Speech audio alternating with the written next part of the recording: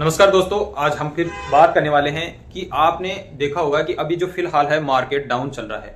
आपने देखा कि मार्केट यानी 25,500 टॉप पे चल गया था बीएसई जो सेंसेक्स है हमारा इंडिया का, और वहां से फिर से मार्केट नीचे लुढ़कता लुढ़कता और 76,600 तक आ चुका है और एक बार तो लगभग 75,000 के आसपास भी आ चुका था।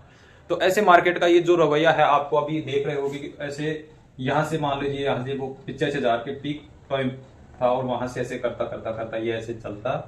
ऐसे ही चल रहा है अभी तक, उसके बाद में ऊपर नहीं गया है और लगभग सभी को यही लग रहा है कि मेरा पैसा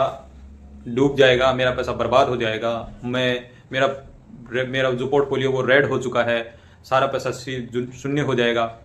जितने भी आपके सारे प्रश्न हैं आज ऐसे ही प्रश्नों पर हम बात करने वाले हैं। तो समझते हैं हमारे कैसे कैसे प्रश्न हो सकते हैं। लोगों को लग रहा होगा कि मैं बर्बाद हो जाऊंगा क्योंकि मार्केट लगातार आपको 6 महीने से भी ज्यादा टाइम हो गया है, वो आपको नीचे ही आते हुए दिखाई दे रहा है। मैं इन्वेस्टमेंट नहीं करूंगा, सही है उनकी बात, वो इन्वेस्टमेंट नहीं करना चाहते हैं क्योंकि अगर उनको प्रॉफिट ही नहीं होगा तो इन्वेस्टमेंट करने का नहीं सोच सकते। तो ये प्रश्न भी हो सकता है आपका, मेरा पैसा जीरो हो जाएगा या फिर शून्य हो जाएगा, अगर इसी प्रकार से मार्केट गिरता रहा तो एक दिन मेरा सारा पैसा ही माइनस हो जाएगा। ये बात भी सही है। तो इस प्रश्न पर भी हम बात करने वाले हैं।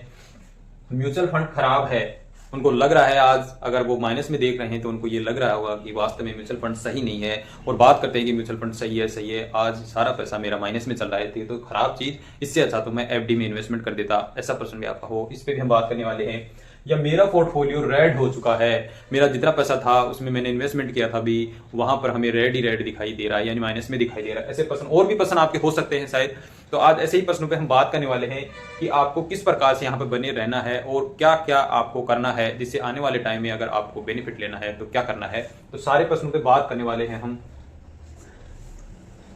कि हम किस प्रकार से धीरे धीरे हमें जो पोर्टफोलियो है हम उसको अपने ग्रो कर पाएंगे। सबसे पहले बात करते हैं कि रेड पोर्टफोलियो किसका हुआ है। हमारा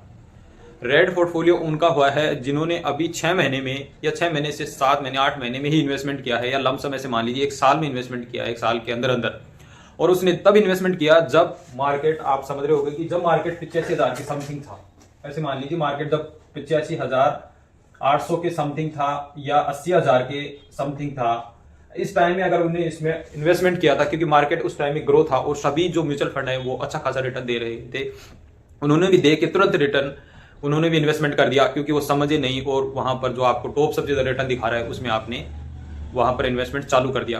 पर जब आपने इन्वेस्टमेंट चालू किया तो आपने जो डायरेक्ट प्लान लिया था किसी भी थर्ड पार्टी ऐप से, तो उसमें आपने ज्यादा सोच विचार नहीं किया और फटाफट आपने केवाईसी की, क्योंकि आजकल सब डिजिटल जमाना हो गया, सारी चीजें बहुत ही ईजी तरीके से हो जाती हैं तो आदमी फटाफट कर लेता है।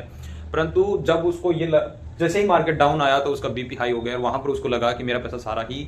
डूब जाएगा। ये प्रश्न तब आता है कि हम पूरी चीजों को समझ नहीं पाते हैं कि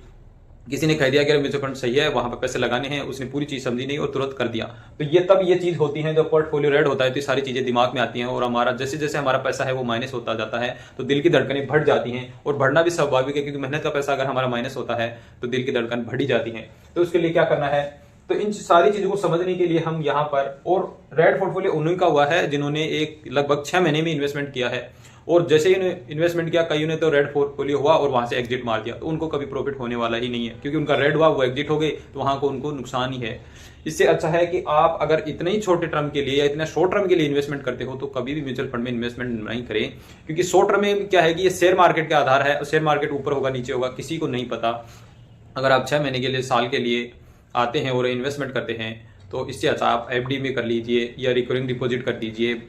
पोस्ट ऑफिस में चले जाइए। परंतु यहाँ म्यूचुअल फंड में आप इन्वेस्टमेंट कर दिए, अगर आपको लंबे समय के लिए चलना है तो ही यहाँ पर इन्वेस्टमेंट कीजिए। और आगे बात कर लेते हैं कि इन चीजों से किस प्रकार से बचा जा सकता है, हमारा पैसा जीरो कैसे नहीं हो सकता है, वो बात भी हम कर लेते हैं। अब ये सीधा सीधा मोटी मोटी भाषा में हम समझ लेते हैं कि मान लीजिए लार्ज कैप होता है, लार्ज कैप म्यूचुअल फंड है।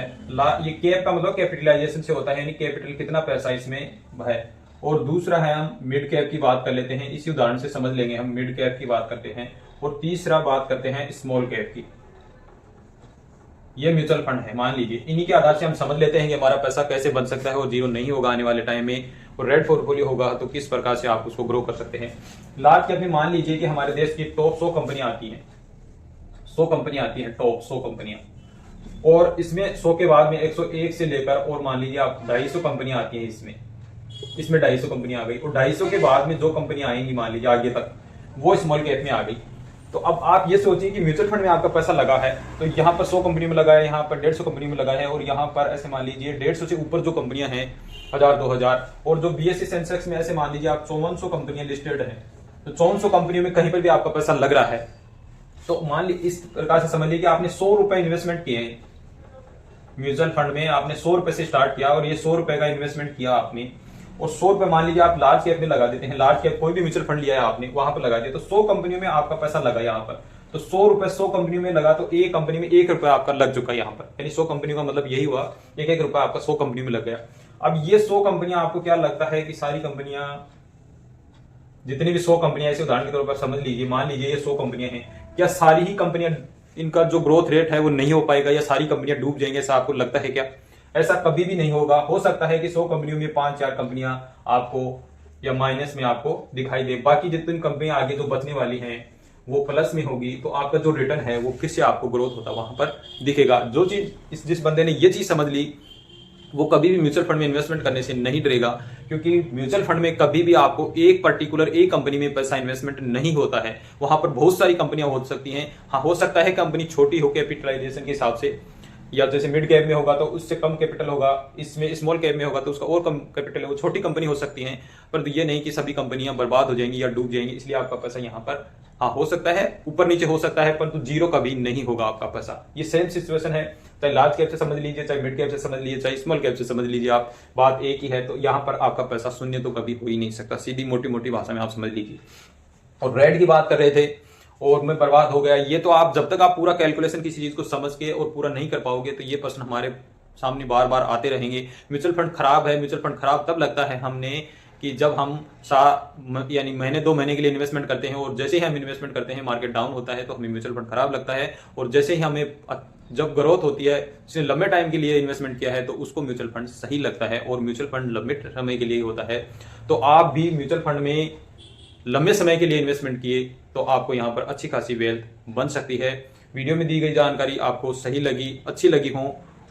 तो वीडियो को शेयर कीजिएगा, चैनल को सब्सक्राइब जरूर कर लीजिएगा, और ऐसे ही महत्वपूर्ण वीडियो और आगे आपको देखने को मिलते रहेंगे। इसी के साथ जय हिंद, जय भारत दोस्तों।